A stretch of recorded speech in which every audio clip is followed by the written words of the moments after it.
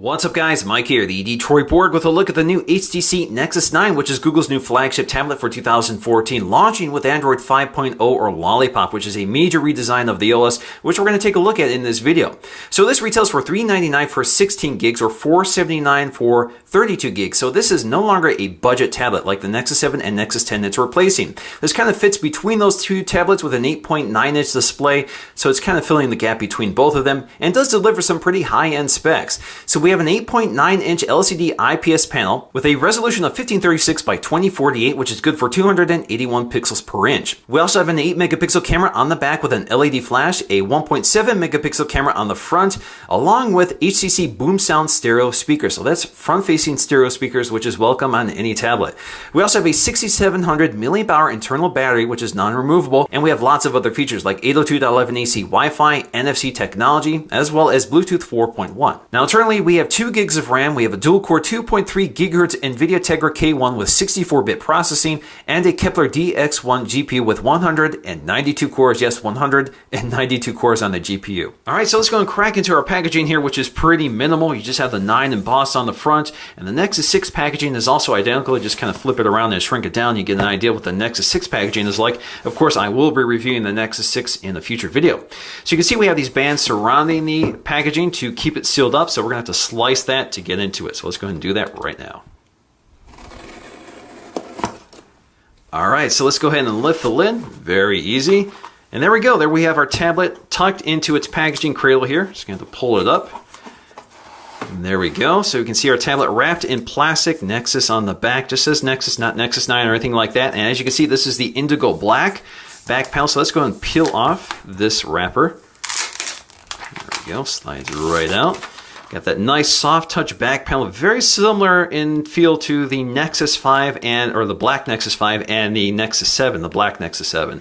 It's kind of soft touch rubbery material. All right, we're going to take a really close look at this in just a moment. We just want to clear the contents here to see what else they include. So we have our Nexus branding here.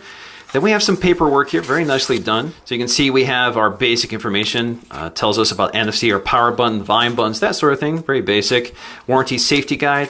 Then we have our standard accessories like a power adapter. So this is a pretty standard 5-volt charger that you would get on any other HTC product with the HTC branding and the USB port at the top. And then we have a standard HTC USB 2.0 cable, which is pretty nicely designed with the curved edges. Now on the back of the tablet, you'll find that serial number sticker that is easily removed. And of course, once you remove it, you probably are going to throw it out, so they do keep the spares in the box. All right, the first thing I want to do is press and hold the power button on the upper right side here to activate our tablet, and then we can take a close look around. All right, so let's go and take a look at our tablet. So again, this is Android 5.0 or Lollipop, which has a lot of interesting features, which we're going to take a look at in this video. In fact, we can jump to our settings to see Android 5.0 right here. All right, so let's go and take a look at our hardware first. Now you can see on the front we have these front-facing stereo speakers for HTC Boom Sound. Up top you'll find a 1.7 megapixel front-facing camera and an ambient light sensor right next to it. Now toward the bottom we have the other front-facing stereo speaker and our on-screen Android keys, which again have been updated for Android 5.0. Now this display is 8.9 inches LCD IPS, and as you can see here, this is more of a 4:3 aspect ratio instead of the widescreen tablets of the Nexus 10 and the Nexus 7. Now on the right side you'll find one of the dual microphones just above the sleep-wake power button as well as the volume rockers. Now these keys are a little small and a little flush, so they're not as tactile as I'd like to see, but they get the job done. Now on the bottom you'll find a micro USB charging port and the other dual microphone in the lower corner. Now, although this tablet is mostly plastic, there is a metal band that surrounds the tablet's bezel. And you can see toward the top, just above the speaker grill, is just a little separation point kind of filled in with plastic. That's the only joint on the entire metal band. And right next to that is the 3.5mm headphone jack. Now that 8-megapixel camera on the back is kind of positioned at the far corner of the tablet, and you have this nice metal surround which kind of raises up out of the beveled corner of the tablet. I think this looks really nice. It's still flush to the tablet, so if you lay this flat on a table, it doesn't rock around or anything like that. It's just because it's built into this corner, this curved corner, it kind of sticks out.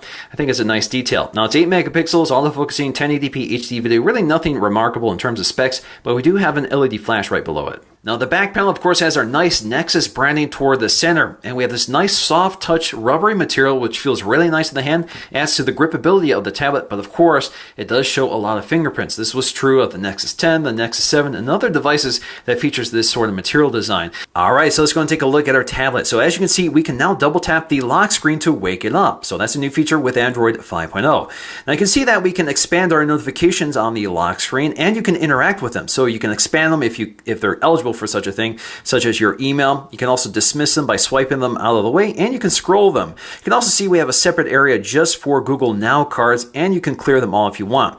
You can also launch your camera just by swiping on that icon pretty quickly, like so. And then we're going to explore the camera in this video. Now let's just swipe up to get to our home screens here. So you can see I have two home screens here, and you can swipe all the way to the right to get to Google Now. That's always there, but of course you can turn that off if you want. Now you can also interact with Google just by speaking. Okay, Google, launch YouTube.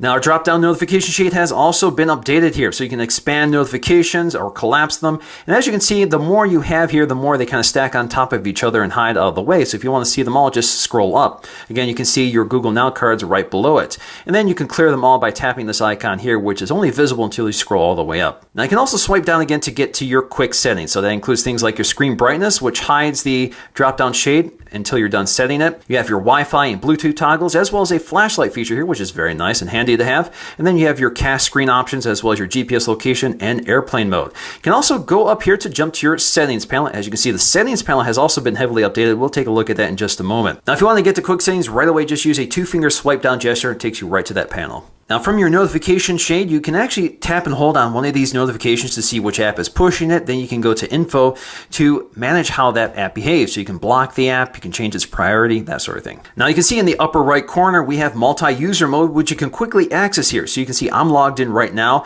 and I can add another user so they can log in with their own Google account if they want, or you can select guest mode. So with a guest account, they basically have a clean slate here. They don't have access to your account. They can log in with their account. They can modify this, change the wallpaper, download their own apps, take their own photographs, and all of it is sandboxed within their own account. So again, very quick access to that just by going to your drop-down shade up here and selecting the account you want. Now you can also do this from the lock screen. Just tap up here and select the account you want or add a new one. Now you can modify the home screen by tapping and holding on it. You can rearrange your home screen. So if you jump this one to the front, that is now your main home screen, and you can reposition it if you want, like so. Now you can also select one of your Android 5.0 wallpapers right here. They've added quite a few of them which work well with this new material design of Android 5.0. And then you can also add your widgets, and there's plenty of them to pick from. And again, a new and updated interface. Now, if we go to settings, this is where we can turn off Google Now. So if you don't want that to show up at all, you can turn that off, and you can modify the behavior of Google Now in here as well as your notification options. We also have our new Android keys here with recent apps with a new look here with this sort of stacked card view, which you can cycle through. And it's, again, very smooth and fluid. So you can tap on this to access your app, and you can just swipe them out of the way to dismiss the apps. Now, recent apps also preserves our Google search bar up top, although it does stop listening when you're looking at recent apps. And you can see recent apps actually incorporates multiple windows for certain applications, such as settings here. So you can see I have 4 separate windows open for settings, and I can quickly jump to them. Now, we also have our home button, which you can swipe up to launch into Google Now, which just swipes over to the right in this case. And then you have your back button, which also behaves in clever ways. So for example, if you're typing text, you now have this down arrow to dismiss the keyboard, like so. We also have our new app drawer. As you can see, when you open it up, it expands out, it tells you exactly where it's coming from, and when you minimize it, it goes back to the app drawer icon. Very nice. And of course, if you want to drag and drop any one of these apps to the home screen, just drag and drop it like so, and you can take it up to remove. Now, if you're in the app drawer, let's go here, and you tap and hold on one of these, you can take it up to app info, which will take you to the app info screen, so you can force stop it, disable it, and see lots of other information. Now, to get to our settings, we can swipe down to tap our gear icon. It takes us right to settings, which has been redesigned, and it is searchable. So for example, if you want to search for screen settings, just start typing it in, or you can start typing display. As you can see, it takes you right to display. It's all very quick. So you can see we have wireless and network, so that includes Wi-Fi controls. We can see Bluetooth, data usage, and more. Under more, you'll see NFC, which you can toggle on and off. And of course, you can also select your default SMS app. You also have your VPN controls and your airplane mode. Under display, again, all your standard controls such as your brightness level. A lot of this is accessible under your quick settings toggles. We also have sound and notifications, so you can independently control your media volume, alarm volume, and your notification volume. Now, alternatively, you can tap the volume button to control this. You can see you can mute your device and it goes to vibration mode, or you can manually select the volume. But you can see we have new Do Not Disturb features, which is very welcome on stock Android. So you can see right now with all selected, that means you're receiving all your notifications, but you can select priority to limit your notifications. So right now I can select right here under settings, I can select what I want to receive. So I can see events and reminders, my messages and calls and that sort of thing. So I can unselect some of these and I can select the days in which this is active. Now, if you choose a specific day in which this feature is active, you can also select specific times of day in which this automatically activates. So for example, if you go bed at night, you can select the specific times here. And I actually think the interface here is kind of neat. So you can select your hour and then select the exact minute of the day. Now, right now it's selected for indefinitely, but I can also limit how long this is active. So I can go as few as 15 minutes or as long as 8 hours.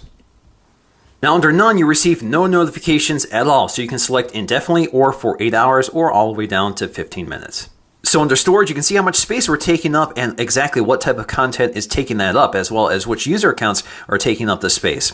Now, under battery, we can see our complete timeline as well as which apps are taking up the most battery life. And you can go up here to enable battery saver mode and you can see exactly what it's going to do when you enable it.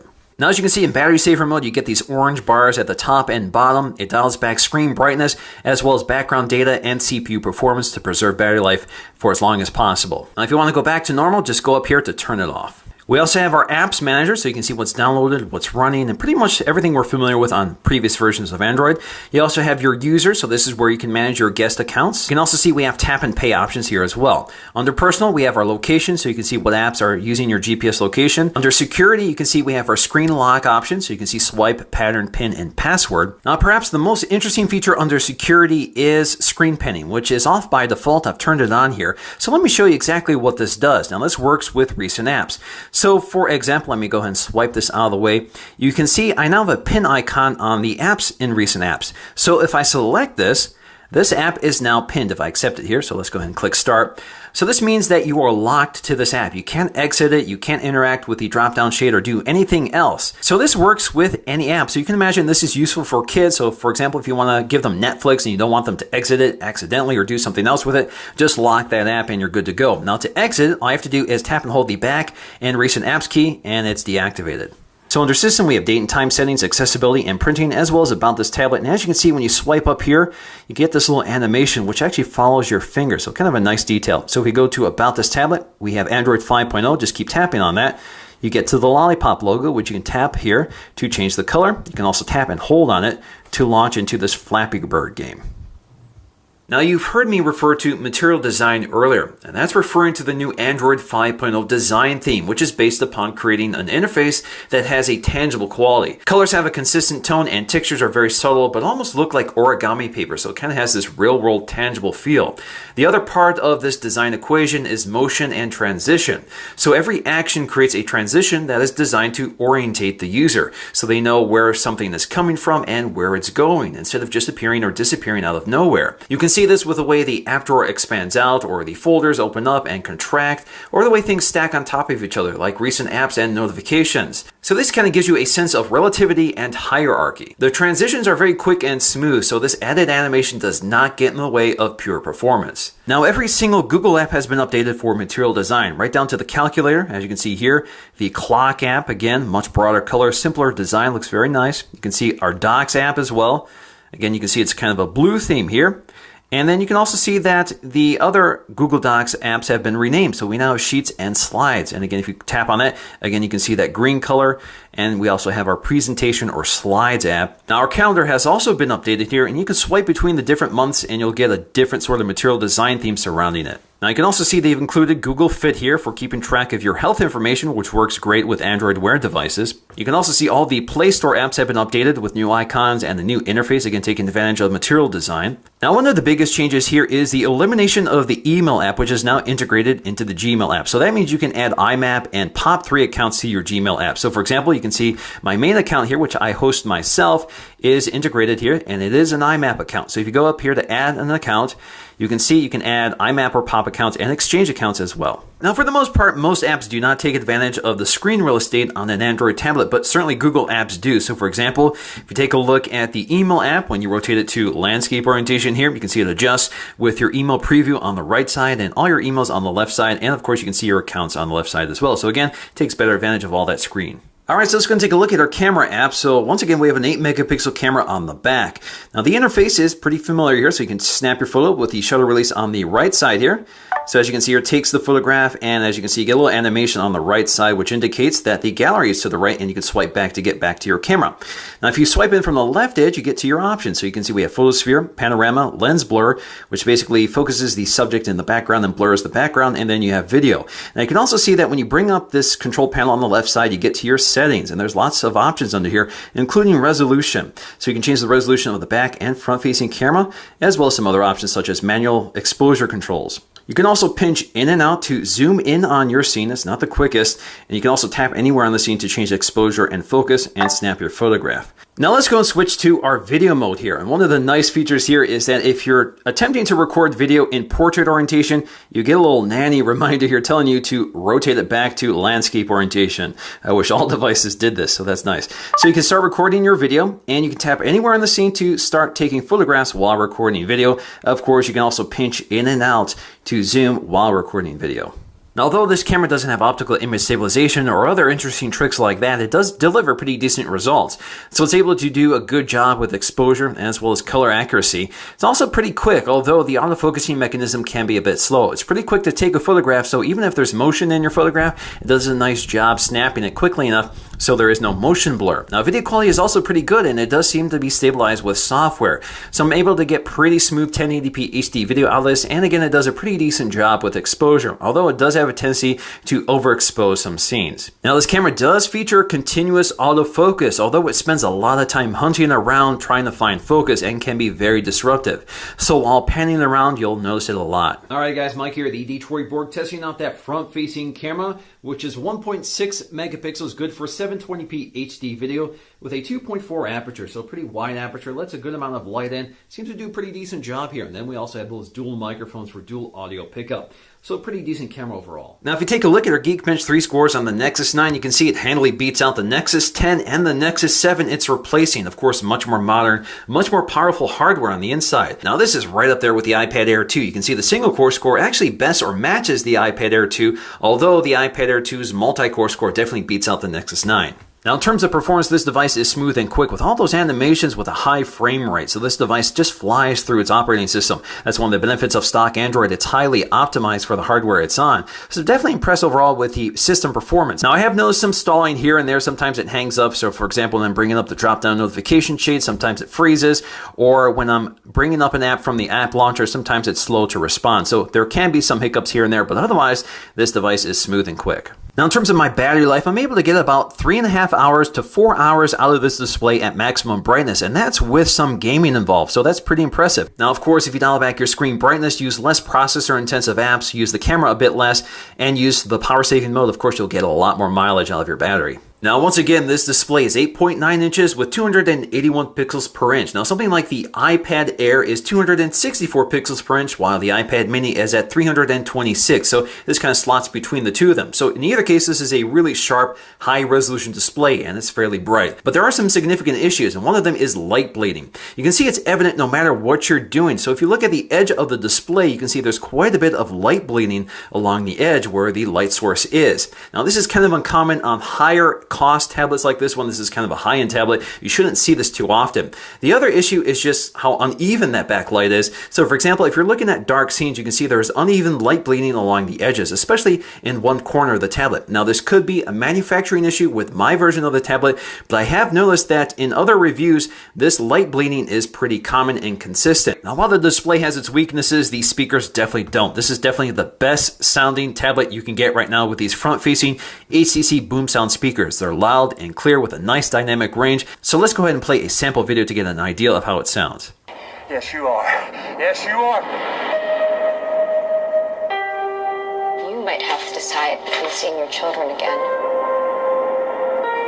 and the future of the human race. We'll find a way. Here we are.